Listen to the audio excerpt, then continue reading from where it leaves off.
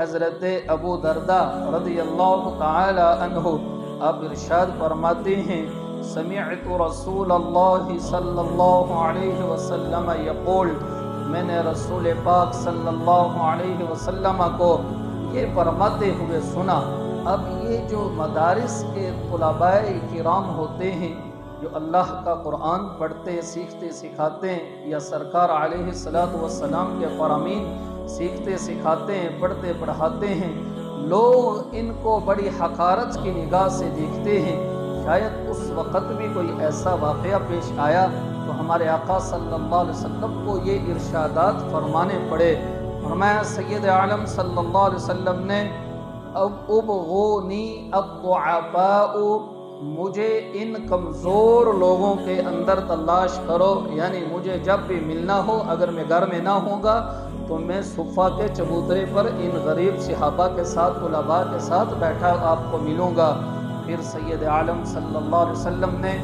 امراء کو یعنی مالداروں کو مخاطب کرتے ہوئے فرمایا فَإِنَّمَا تُرْزَقُونَ وَتُنْصَرُونَ بِضُعَفَائِكُمْ،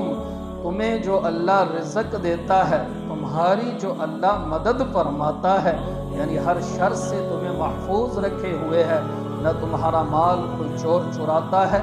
نہ تمہیں کوئی مصیبت اور بیماری ایسی لگاتا ہے کہ تمہارا مال اس پر ہی سارا خرچ ہو جائے علاج پر۔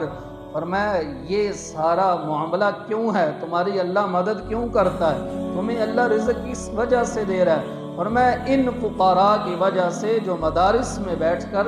اللہ اور رسول کا دین پڑھتے اور سیکھتے سکھاتے ہیں، ان کی وجہ سے ان کو کمزور نہ سمجھنا،